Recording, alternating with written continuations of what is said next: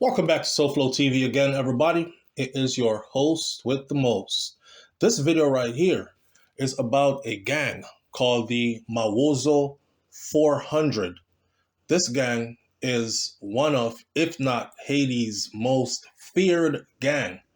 And this gang just lost one of its top leaders who was extradited to the United States of America and was recently sentenced. We're going to talk about his sentence. We're going to talk about his crime. But we're also going to talk about the Mawozo gang. So everybody has an understanding of who they are, how they came to notoriety, what they're about, and how the story goes. Okay? Leave your comments in the comment section below. Click that subscribe button and enjoy the video. So, first off, the leader of the gang, one of them, his name was Jolie Germain. Jolie Germain was pretty young. He's 29 years old, but he is somebody who is up to his neck in it. 29 years old, said to be the leader of the 400 Mawozo gang, infamous for holding foreigners for ransom. You know, a lot of the times you try to book a trip into Haiti and you will hear American authorities telling you, be careful, there are lots of kidnappings going on there. Well, the Mawozo 400 is known for kidnapping foreigners. Some of the alleged missionary captives that were seized by the criminal group were actually held for 2 months before they escaped. And this is the particular crime that got Jolie Germain extradited to the United States of America. It's one thing about the United States of America. If they're coming to get you, then they're going to get you. Either that or you're going to go out in a blaze of glory. So their ordeal brought international attention to gang abduction in Haiti when the missionaries were kidnapped and held captive. They were not just held captive overnight, they were held captive for 2 months plus.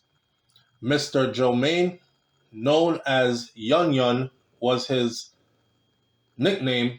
He is the first defendant that was charged over these kidnappings. He was transferred from a Haitian jail in Haiti into U.S. federal custody, and he was being held in the District of Columbia for conspiracy to commit hostage taking. He was facing also separate charges for arms smuggling. His indictment, according to the United States at the time, said, "This demonstrates that the United States of America will not tolerate crime against our citizens, not on our own soil or abroad," said FBI Director Christopher Wray at the time. 3 other alleged gang members were also arrested alongside Yun Yun, Mr. Germain, for arms smuggling, though not for kidnapping of the group of missionaries from the Christian Aid Ministries back in October of 2021. The group comprised of 16 U.S. citizens and 1 Canadian national. 5 children were among the hostages, including an 8-month-old baby.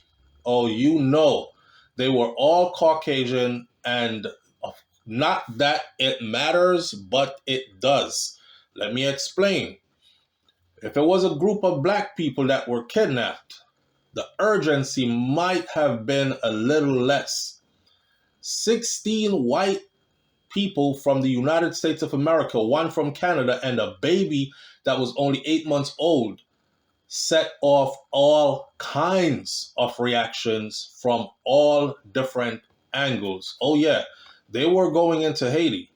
If they were kidnapping people and no one was paying attention before, they messed around and hit the wrong button, and this was the mother lode that sent all kinds of different forces their way.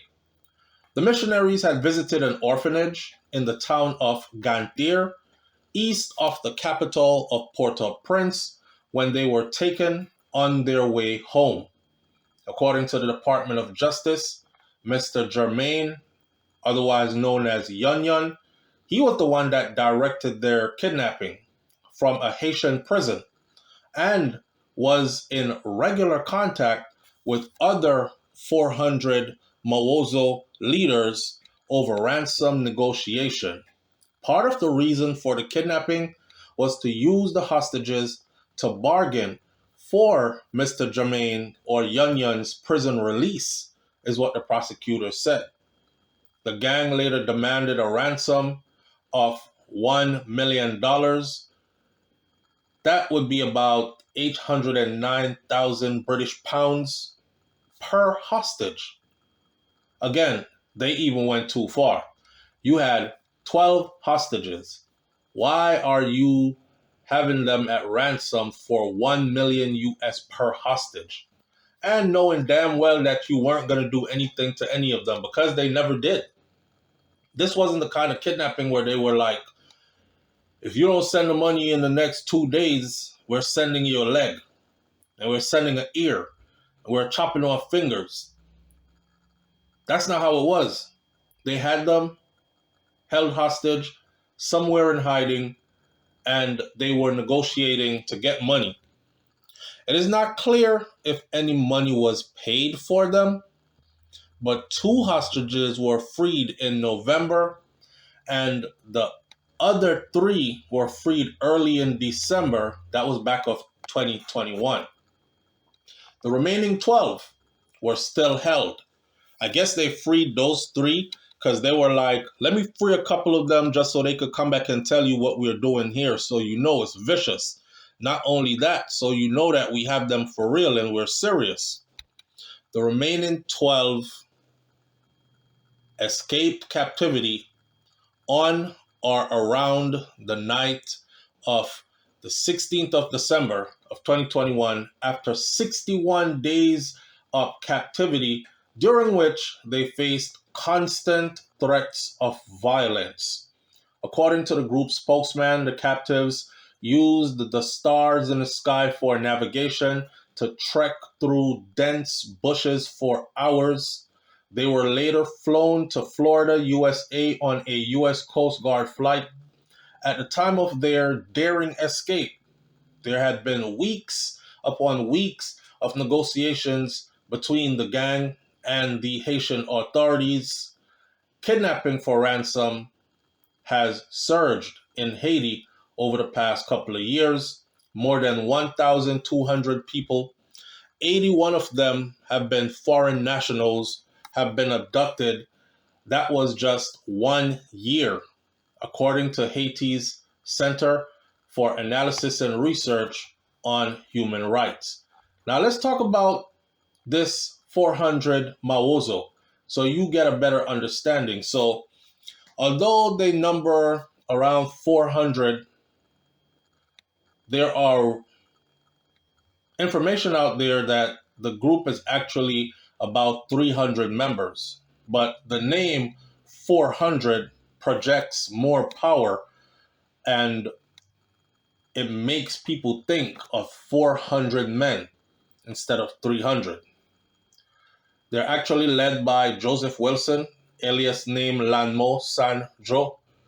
The gang controls Croix de Boquet, an important strategic neighborhood and criminal hotspot north of Port-au-Prince and Malpase border, crossing to the Dominican Republic.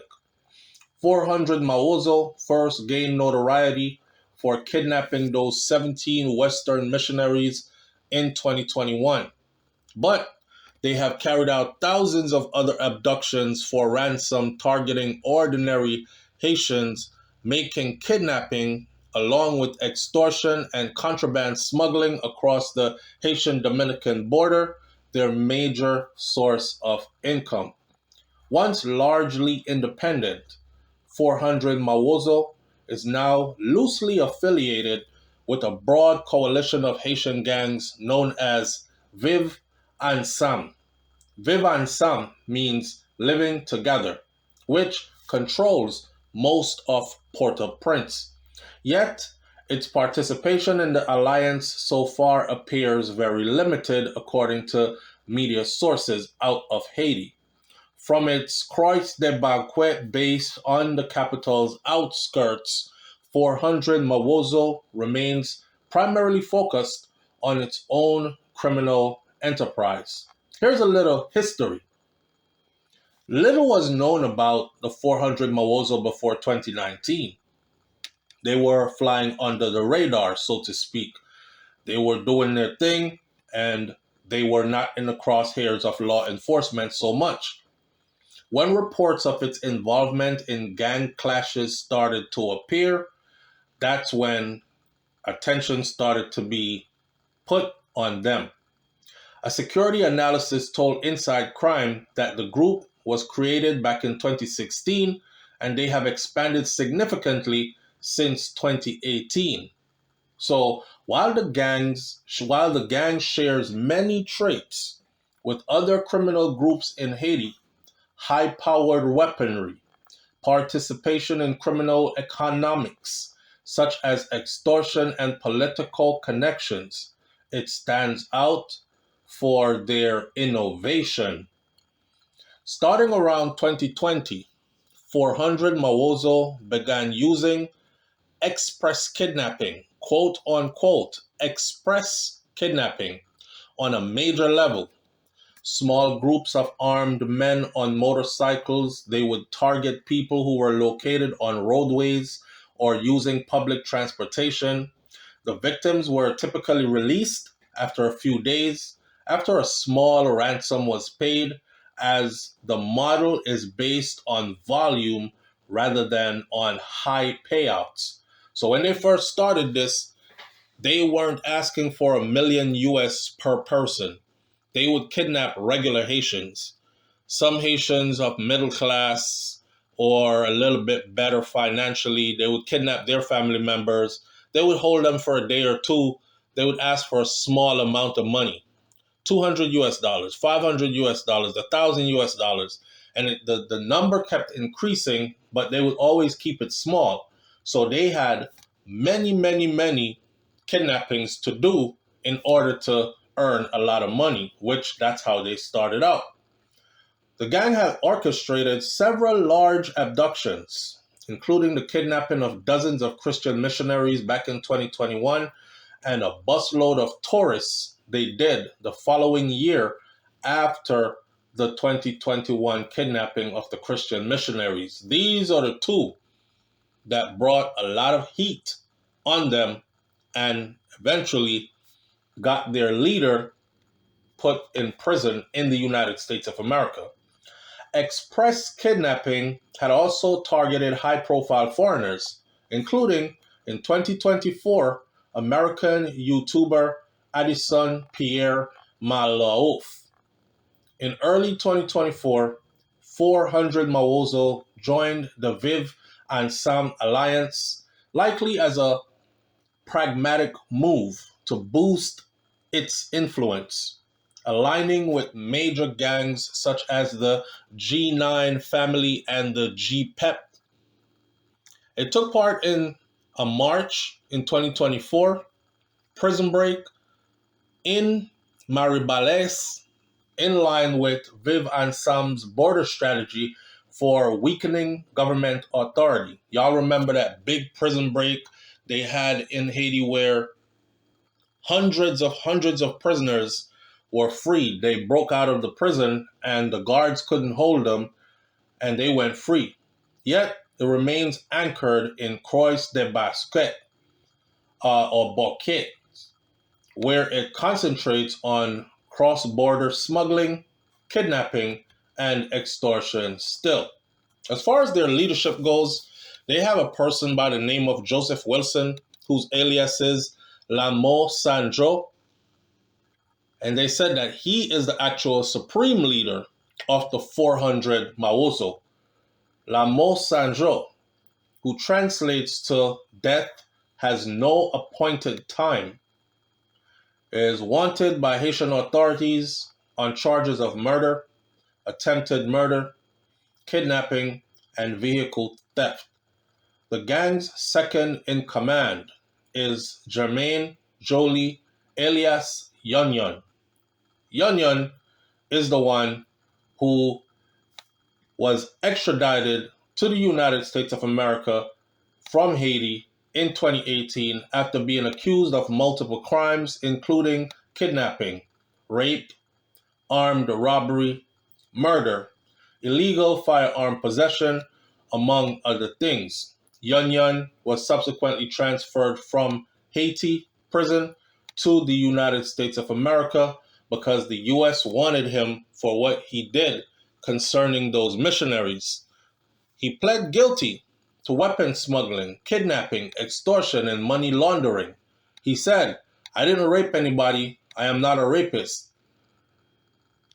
We'll stay close to that as this video develops. So we'll talk about the sentencing and what happened. Another important lieutenant was alias Gaspillage. Gaspillage was killed in November of 2021 in a shootout with authorities. Under Mawozo and his lieutenant, 400, Mawozo has grown into one of Haiti's largest and most dangerous gangs. The UN, or the United Nations, estimates that the group has approximately 300 members as of late 2024 into early 2025, although some Haitian gang experts put that figure as high as 1,000. See, the Haitian gang experts are the ones that are in Haiti underground who know their own people. The United Nations have people that go there, but they don't really know. So when the Haitian gang people are telling them, hey, this gang is not as small as you think it is, they're super active and their numbers have grown over 1,000. I don't know why you're saying that they only got 300 members and they're trying to make themselves look big by saying 400. We know that they have over 1,000 members. Y'all can take that with a grain of salt, whichever way you see fit. I'm riding with the Haitian gang experts. I think they got over 1,000. Now, since 2020, the 400 Mawozo has actually been focused on collective kidnapping for ransom, and they were responsible for the abduction of these 17 American Canadian citizens, including 5 children, in October of 2021, one of which was only 8 months old.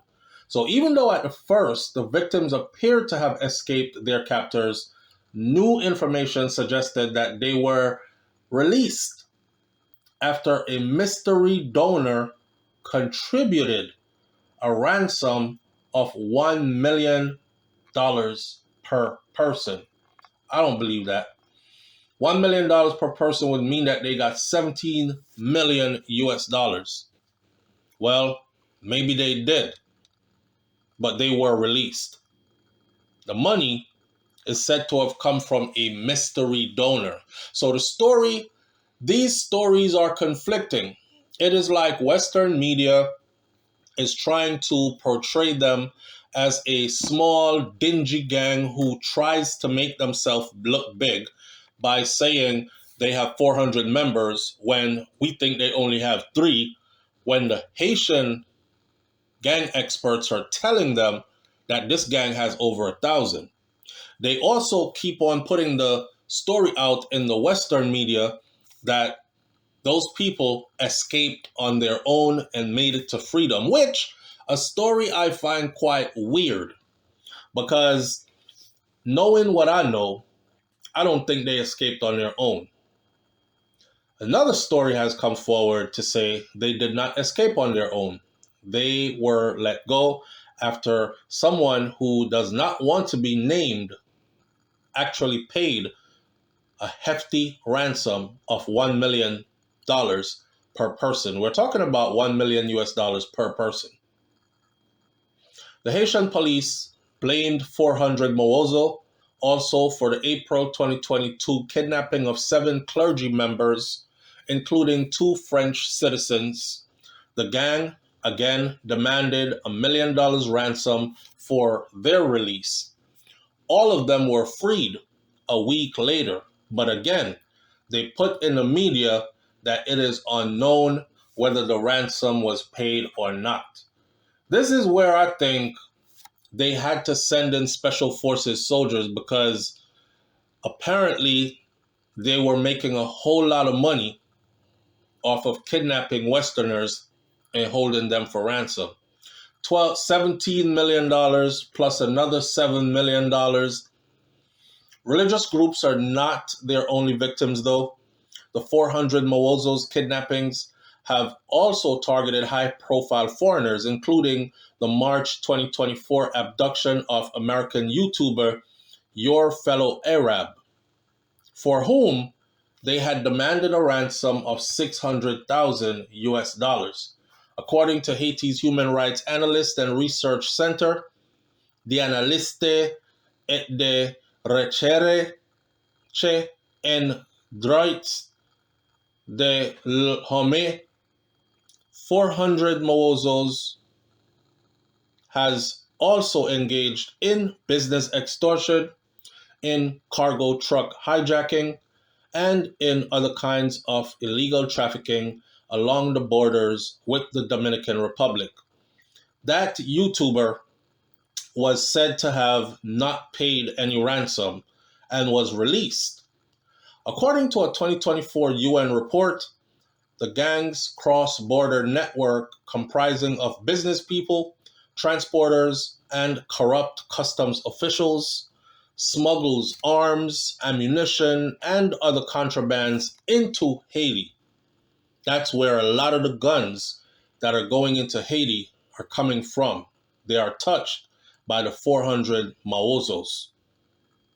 The 400 Mawozos control over key border points like Malpase, positions the gang as a weapon supplier to all the other gangs in Haiti. Here's a little geography.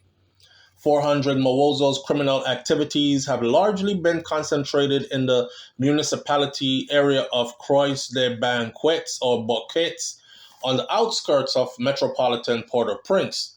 The gang also maintains a presence in the municipalities of Gantier and Tomasio and Fonds Veritas.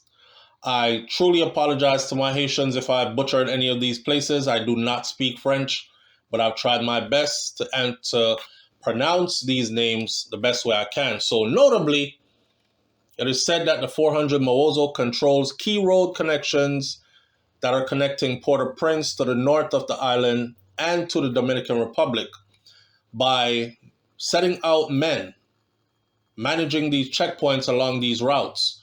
The 400 Mawozo can tax or extort transporters and facilitate arms and contraband smuggling, generating steady income and lots of it.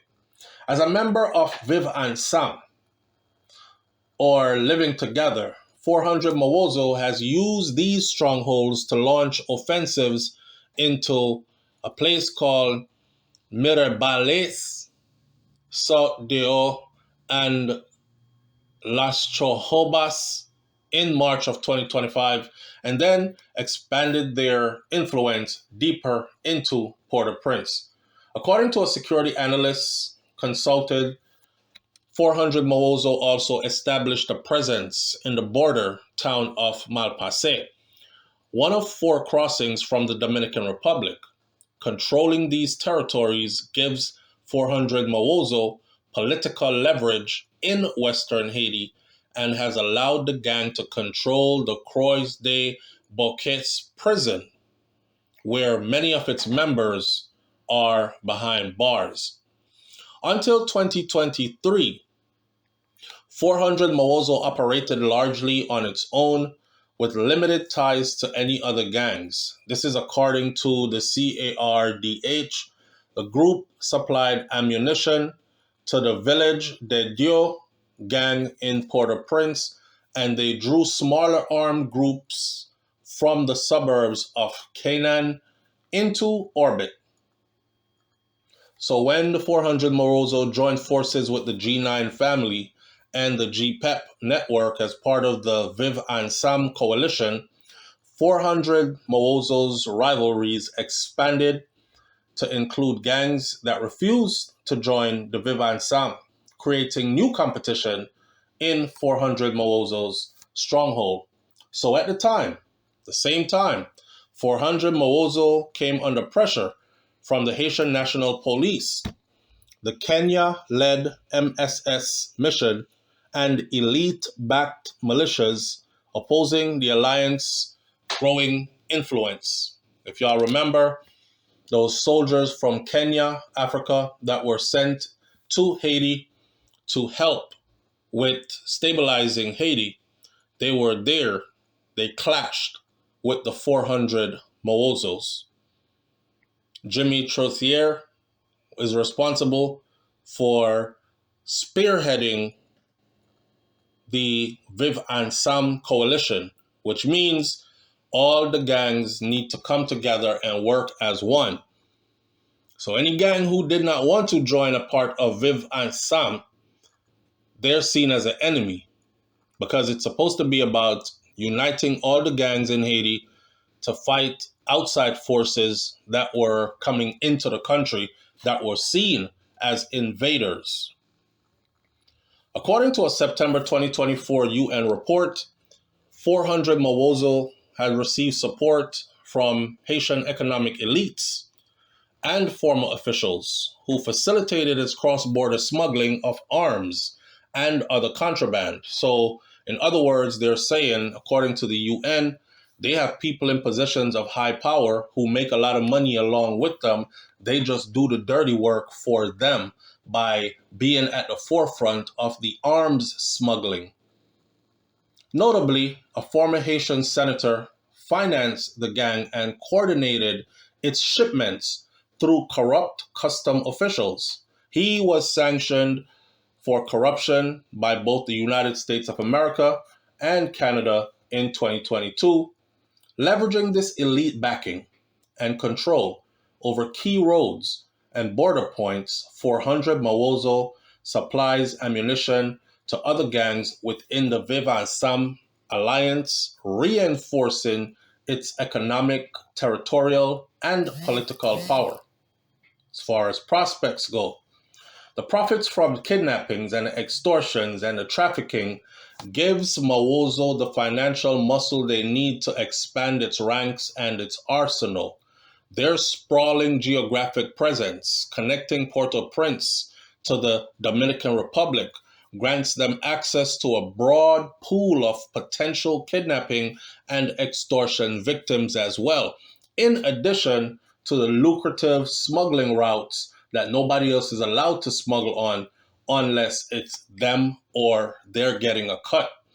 Since joining Viv and Sam in late 2023, the gang has strengthened its operational reach, coordinating with other major criminal actors and exploiting gaps in state presence to maintain control. The expansion of 400 Mawozo indicates that it likely has secured the political influence that's needed to maintain its control, as other gangs such as the G9 have done in the past.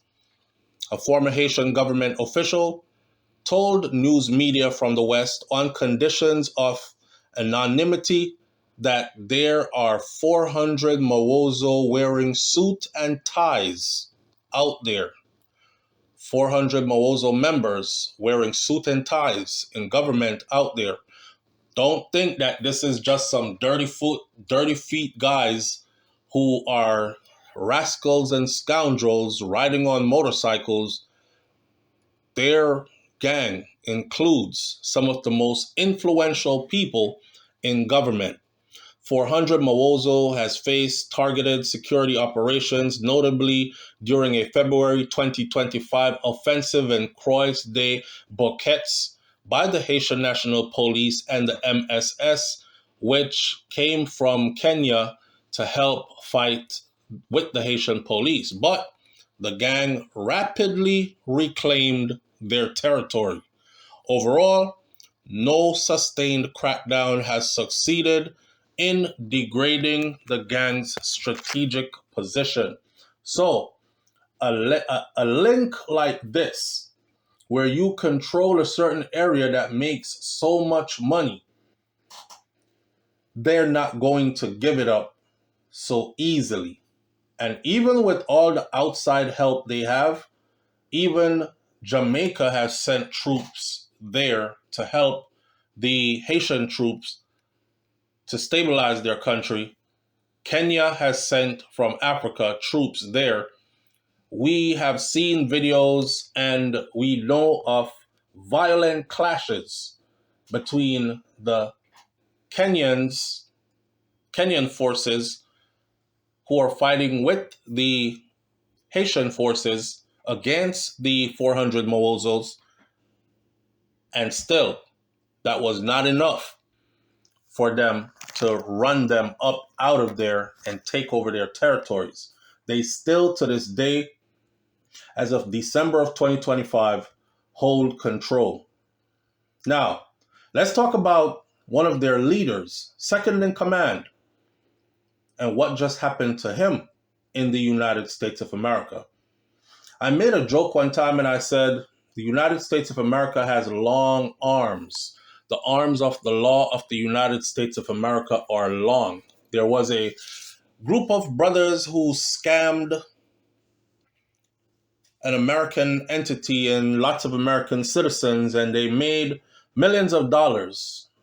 And they ran to the farthest parts of Africa, not the places that were built up. They ran to places where the language is unfamiliar. People still wear grass skirts and live in mud huts. And this is where law enforcement from the United States of America, Fugitive Task Force, went and found them and brought them back to the United States of America to face those charges. Jolie Germain, he was taken into custody when he was 29 years old. Jolie Germain is now 34 years old, of Croix-de-Beauquets, Haiti.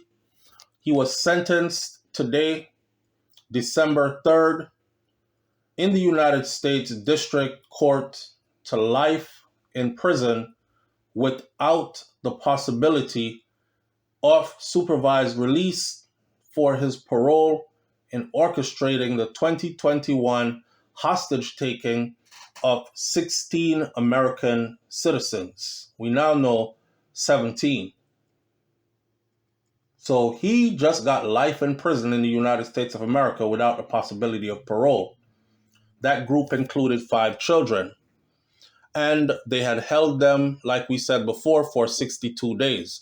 Now I'm taking this information from the usjustice.government site. And as of today, this was announced by U.S. Attorney Janine Ferris-Spiro, said the victims were part of a missionary organization called Christian Aid Ministries. And they were on their way back from working at an orphanage when the road was blocked, their vehicle was stopped, and they were dragged from their vehicles and taken hostage in October of 2021. Germain, aka or otherwise known as, or alias known as Yun Yun, had been found guilty by a federal jury May 16th of 2025, following a 10-day trial in the District of Columbia of 1 count of conspiracy to commit hostage taking and 16 counts of hostage taking on a U.S. national for ransom. In addition to life in prison, Judge John D. Bates ordered Germain, or Yun, to pay a fine of $1,700. I don't know how they're going to get that $1,700 if he is locked up for life without the possibility of parole. Maybe he's going to eventually find a job inside the prison where they pay them 2 cents an hour and they'll be garnishing his wages to pay that $1,700 off. So joining U.S. Attorney Pirro in the announcement was FBI Assistant Special Agent in Charge, Brett Skillis of the Miami Federal Office. The missionary group included 12 adults, 5 children, including a 6-year-old, a 3-year-old, and an 8-month-old baby. 16 of the victims were U.S. citizens from Christian Aid Ministries, said U.S. Attorney Janine Pirro.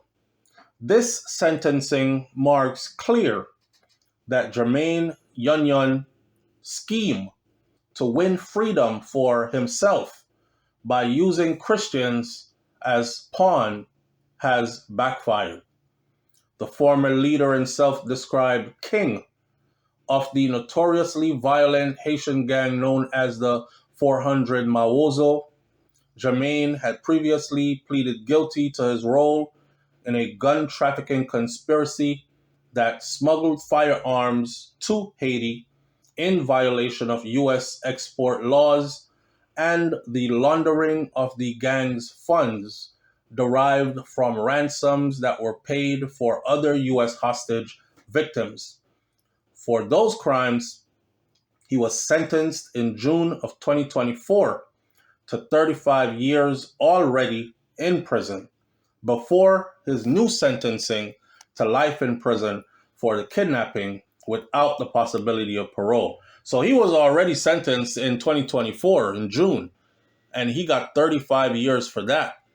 And that was for dealing in arms and smuggling arms across the border from Dominican Republic into Haiti, and using the funds that he got from that, from the ransoms that were paid for the U.S.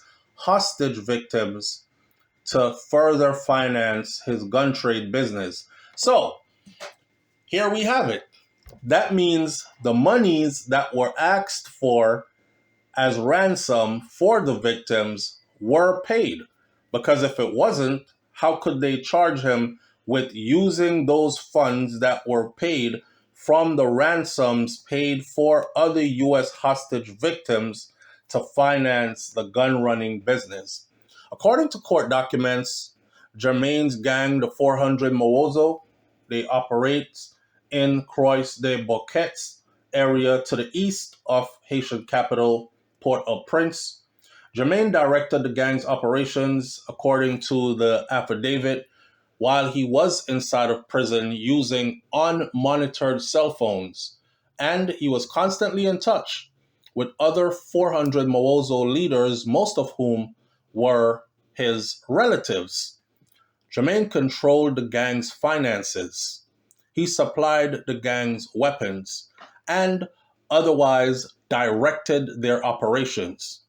On October 16th, 2021, 17 Mennonite missionaries from Christian Aid Ministries, which is an Ohio-based missionary aid organization, they were the ones who were returning from visiting an orphanage when their vehicle was stopped by 400 Mawozos armed and masked soldiers. Many of the gang's soldiers brandished huge guns that were supplied by Jermaine, according to his arrest affidavit. The gang drove the missionaries to a field, and there they robbed them, while consulting by phone with Jermaine, their leader, what to do with them next. The gang then took the missionaries to a building way off in a rural area and held them at gunpoint and demanded ransom of $1 million for each person. In posting on social media, the gang threatened to kill all the hostages if the ransom was not paid. Early on in the negotiations, senior gang leaders said that in lieu of the ransom's money, 400 Mawozo would accept Jermaine's release from prison in exchange for the hostages.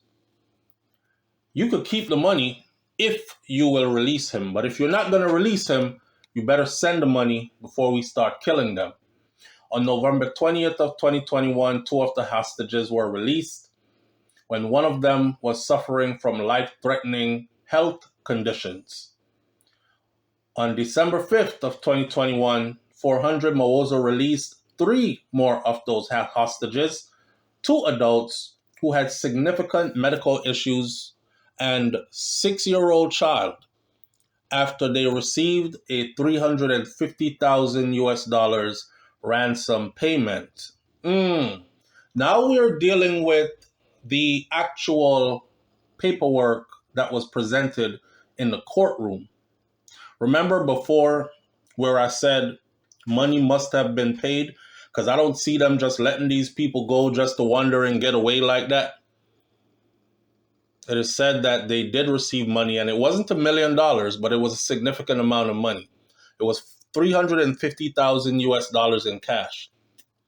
Although the gang had stated that they would release all the hostages for the ransom that was paid, 350,000, at Jermaine's discretion, the gang thereafter refused to release any more hostages, hoping instead for his own release from the Haitian jail in exchange for the hostages' release. He was said to have been on the phone and told them, okay, you release those three, don't release any more. We got the 350,000, that's enough money for now.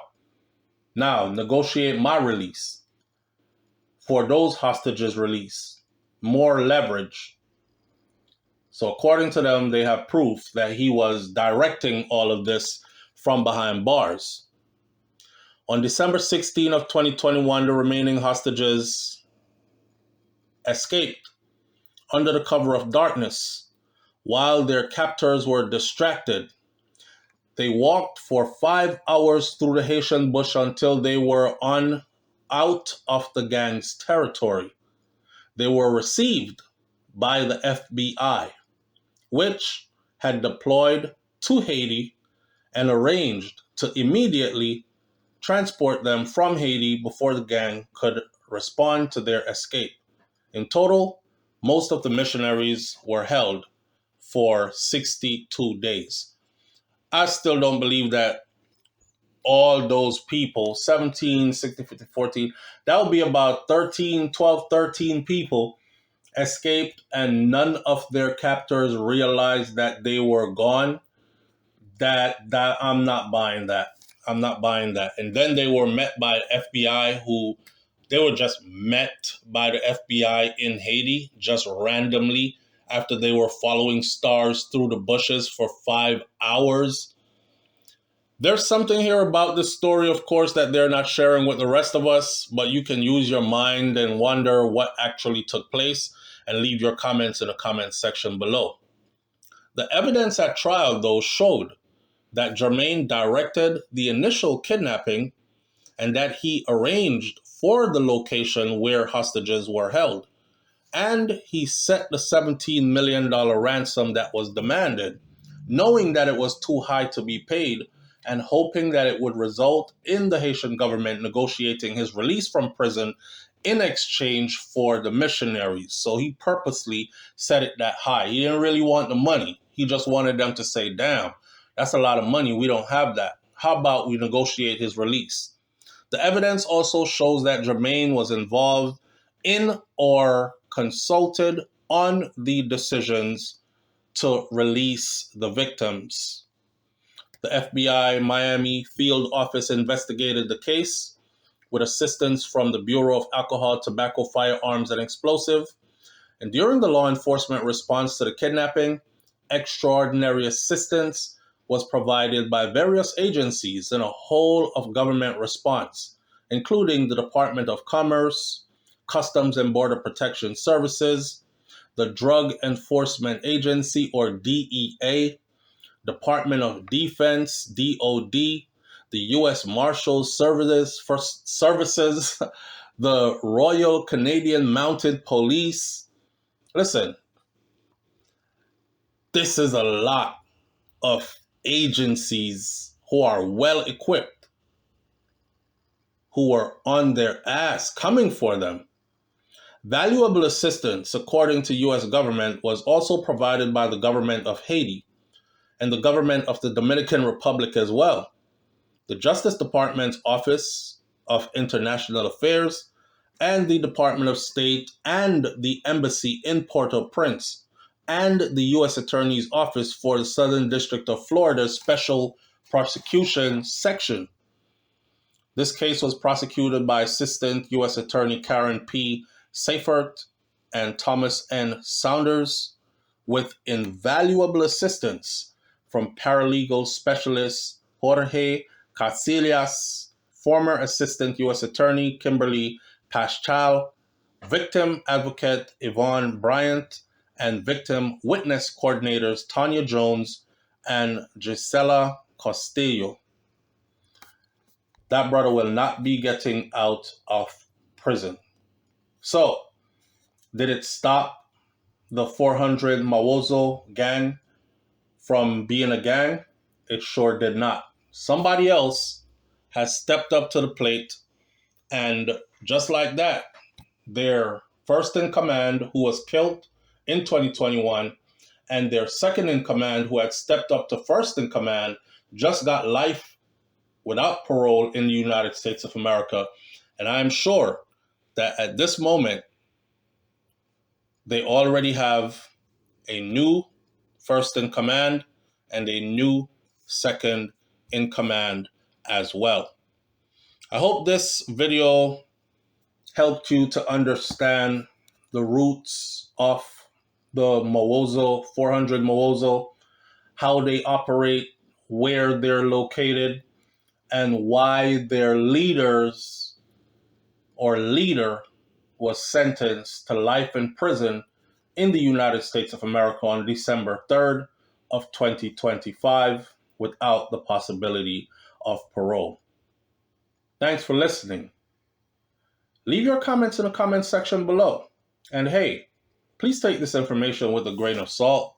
We weren't there ourselves, but we did do some digging, and we are taking most of this information from law enforcement, from a government site in the United States of America. If you know anything different, leave it in the comment section below as well. We'll catch you on the next video. It's SouFLoTV, your host with the most. I'm out. Peace.